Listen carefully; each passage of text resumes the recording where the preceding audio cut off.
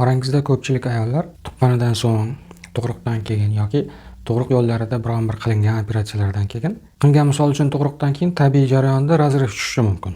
Bu tabiiy holat.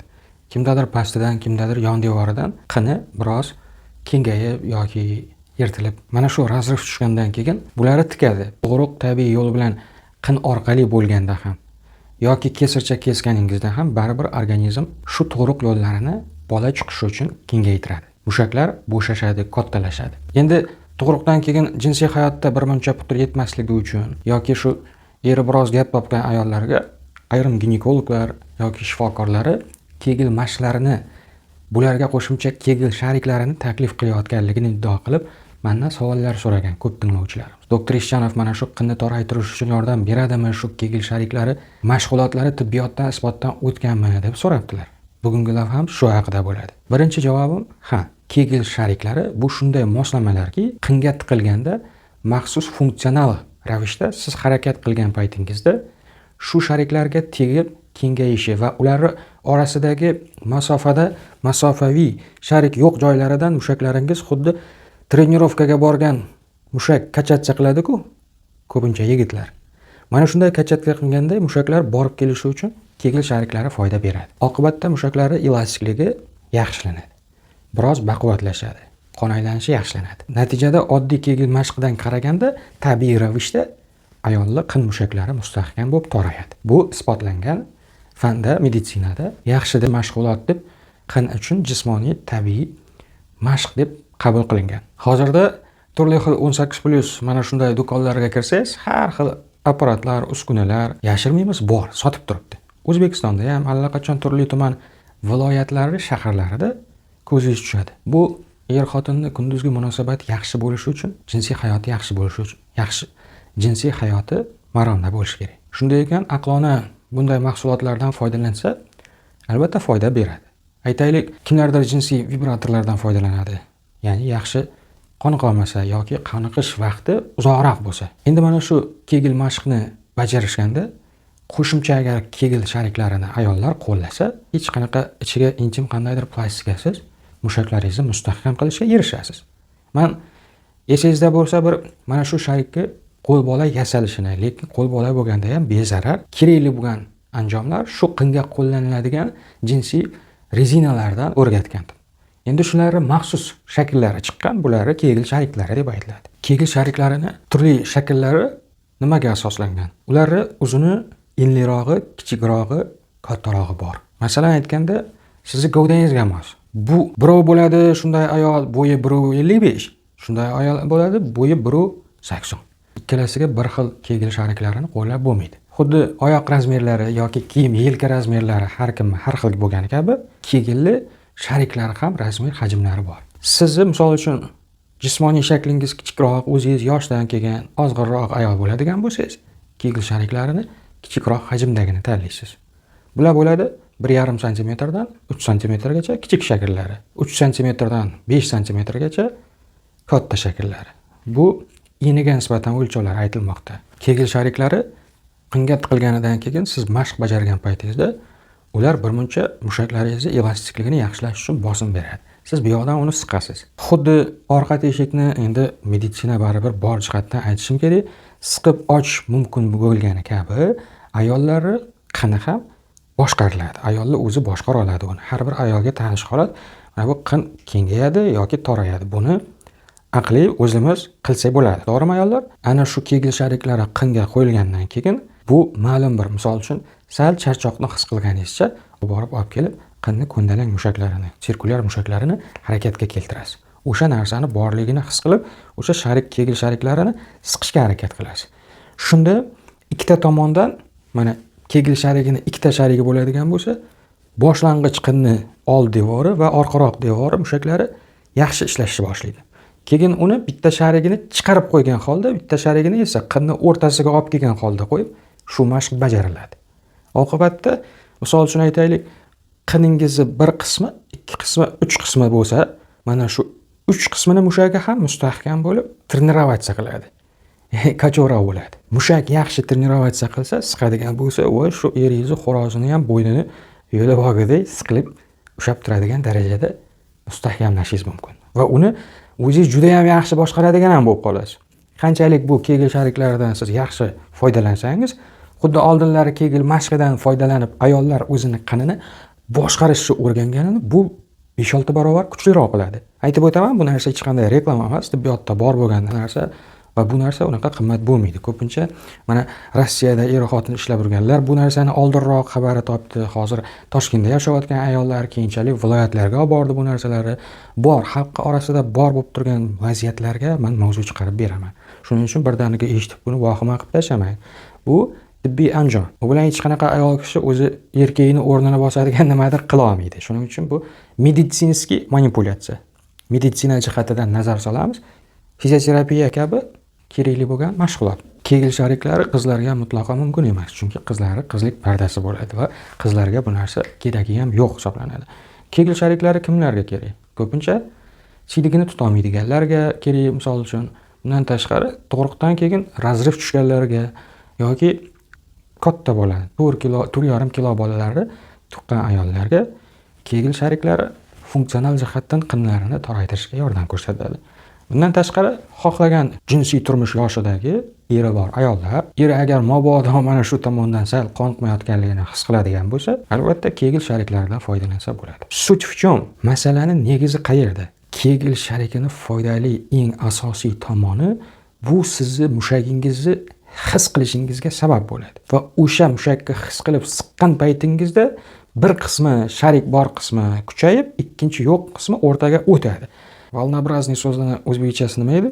Kommentariyaga yozib qoldik. Mana shu mushaklaringiz volnoобразный bo'lib, to'lqinsimon bo'lib qisqargan paytida u turli joylari ishlaydi. Agar Kegel shariklarini qo'ymasdan turib, siz siqadigan bo'lsangiz, mana qin devori o'ziga urildi. Bo'ldi, bujmaydi mana. Bujmaydi. Endi uni ortiq bujmaytira olmaysiz. Ichkarida hech narsa yo'q bo'lib turgan paytda Kegel mashqini ishlardi. Kegel sharigi endi tasavvur qiling, mana ichkariga Kegel sharikni qo'ydik. Qarang, Kegel sharigi bor joyi devori uriladi. Yo'q joyi bir-biriga tegadi. Bor joyi yanada siz uni majbur qilasiz. Kegel sharigi yumshoq bo'lganligi uchun uni qancha siqsangiz shuncha siqilaveradi. Oqibatda oddiy Kegel sharigini qinga qo'ymasdan siqqanga qaraganda qo'yib siqqan paytida ayollar mushaklari yanada ko'proq kuchga kiradi. Ana shuning natijasida endi Kegel sharigini upражнение qilgan ayol eri bilan jinsiy aloqada bo'lganda erini xo'rozini yoqdan bu yoqqa sakratib tashlaydigan darajada qinni regulirovka qila oladi. Ya'ni torligini, kengligini polni o'zi his qilib turadi. Tushundingiz-a? O'ta vobshe agar tor qilib olsangiz, eringiz qo'rqib ketadi, tezda tashlab olishi mumkin. Shuning uchun u me'yorida siqish kerak-da u narsani. Tushunaman, ayollar ayrim holatlarda qin kengligi tufayli erlaringiz juda uzoq, yoqimsiz aloqani qilishni boshlaydi.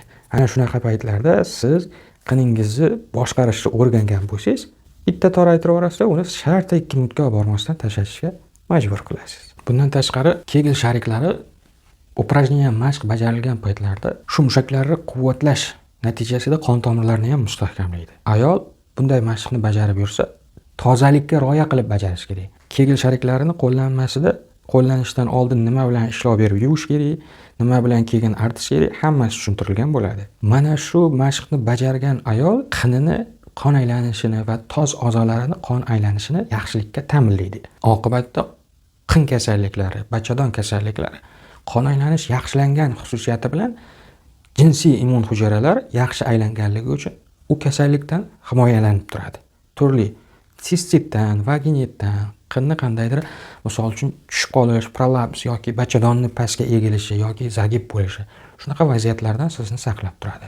Yana qayta aytib o'taman, недержание мочи, sindrom недержание мочи tug'ruqdan keyin siydik yo'llarini bo'shashganligi uchun, siydik sfinkter klapanini bo'shashganligi uchun bunday Kegel sharik mashqidan foydalanish o'sha ayolni siydik ushlab turuvchi xaltasini va klapanini mustahkamroq bo'lishiga yordam beradi. Oqibatda u endi ariqdan sakraganda yoki mashinadan chiqib tushganda shep qo'ymaydigan bo'ladi. Darrov operatsiya qildirishdan oldin yoki boshqa choralarni ko'rishdan oldin arzonroq va tabiiy ravishda bo'lgan mana shu lechebniy gimnastikadan, Kegel shariklaridan foydalanib ko'rgan ma'qulroq hisoblanadi. Bundan tashqari, Kegel mashqlarini hamda Kegel sharigini fiziskiy trenirovka qilib yurgan ayollar, jinsiy hayotdagi ayollar menstrual sikldagi og'riqlardan forig' bo'lishga va menstruatsiya paytida konkret qon tez-tez chiqib ketib, u cho'zilib, lanj bo'lib, villayib yurishidan saqlashi mumkin. Hamisha jismoniy mashq qilgan a'zo yaxshi qon bilan ta'minlanadi. Yaxshi qon aylangan joyi immunitet yaxshi bo'ladi va u o'zini funksional jismoniy qiladigan ishini a'lo darajada bajarib turadi. Bundan tashqari Kegel shariklarini qinga qo'yib bajarib yurgan ayollar orqa ichagida ham qon aylanishi yaxshi bo'ladi. Albatta bular qabziyat degan masalalardan yiroq yuradi. Bundan tashqari Kegel shariklarini foydalangan paytda orqa mushaklari yaxshi borib kelganligi uchun gemoroy kasalligidan ham saqlab turadi. Kegel shariklari bilan bajarib yurgan ayollar eriga nisbatan xohishi ham yaxshilanishni boshlaydi. U ko'proq eri bilan bo'lgan paytlarida farqiga borishni boshlaydi, ya'ni Kegel shariki sun'iy, eri tabiiy. Va bu eri bilan bo'lgan paytlarda biroz qoniqish yaxshiroq va tezroq bo'lishiga erishadi. Chunki qon aylanishi yaxshi bo'lib turgan, mushagi mustahkam, jaydari bo'lib turgan a'zo har doim o'z ishini normada bajara boshlaydi. Kamida 1 oy, o'rta hisobdan 1,5 oy har kun bir mahal kechki payt 10-15 daqiqa mashq qilganda sezila boshlaydi. Zarar keltirishi mumkinmi deb so'raydi. Bu kimyoviy qandaydir dori preparati emas yoki operatsiya emas, tiq tegmaydi, kesilmaydi. Shunchaki ayol, misol uchun aytaylik, ayol kishi beliga obirishni qo'yib aylantirsa, belini mushaklari yaxshi bo'ladimi? Ko'rinishi ham yaxshi bo'ladimi? Yoki ayol kishi gimnastika qilsa, press kachat qilsa, qorni mushaklari yaxshi bo'ladi. Shu kabi bu jinsiy mushaklar baquvvat bo'lishiga yordam beradi. Faqat bo'yingizga, hajmingizga, kilongizga to'g'ri keladiganini olayotgan paytda yoziladi. Ana shu yozuviga e'tibor berib, hajm jihatdan kichkinarog'i yoki kattarog'ini olib qo'ymasangiz bo'ldi. Bu narsa bir marotaba Kegel shariklari sotib olingandan keyin butun umrlikka ketadigan narsa va u qandaydir yedirilib qolmaydi yoki batareykasi tugab qolmaydi. Batareyka yo'q u narsada. Keyingi o'rinda tanlagan paytda uni shunday matosidan tanlang, issiq suv bilan uni artsa bo'ladigani. Mikroblardan tozalash uchun albatta xlorgeksidin yoki shunga o'xshash maxsus kimyoviy suyuqliklar bilan tozalab qo'yasiz-ku uni. Qinga kiritishdan oldin o'zini maxsus gellari bor. Shu gelni surib tiqasiz. Ana shunda infeksiya tushishini oldini oladi. Infeksiya tushmasligi uchun antiseptik, dezinfeksiya chora-tadbirlariga rioya qilasiz. Kichkina qog'ozchasida yozilgan bo'ladi. Bo'ldi, muammo hal. 3 ta podxodga qo'ying-da. Birinchi podxodga misol uchun 4 minutgacha bo'shashtirib mashq qila olsangiz yoki 2 minutgacha. Keyin to'xtab xuddi shu vaqt dam bering. Keyin ikkinchi podxod, keyin uchinchi podxod. Mana bugungi bitta mashg'ulot Kegel shariki bilan tamom.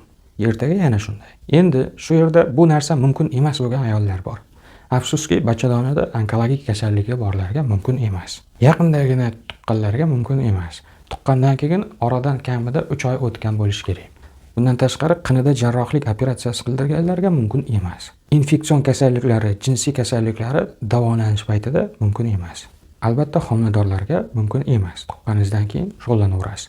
Hayz paytida bunday moslamalardan foydalanmaysiz yoki qandaydir ginekologik kasalliklaringiz bor paytda davolanish paytida foydalanish mumkin emas. Qolgan paytlarida bemalol mashqlarni bajarib, o'zingizni jinsiy hayotingizni ham yaxshilab yurasiz.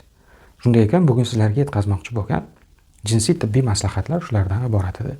Tushunmay qolgan joylaringiz bo'lsa, izohga yozib qoldiring. Yana qanday mana shunday jinsiy hayotingizga taalluqli boshqalarga savol qilib berishga uyaladigan masalalar haqida mavzu yoritib berishimni istab yurgan bo'lsangiz, kommentariyalarga yozib qoldirsangiz, eng ko'p ovoz to'plaganlarini tezroq taqdim qilaman. Shu o'rinda yaxshi insonlar izohlariga turli-tuman shirin so'zlar yozib qoldirgani uchun o'zimning rahmatimni, minnatdorchiligimni bildiraman.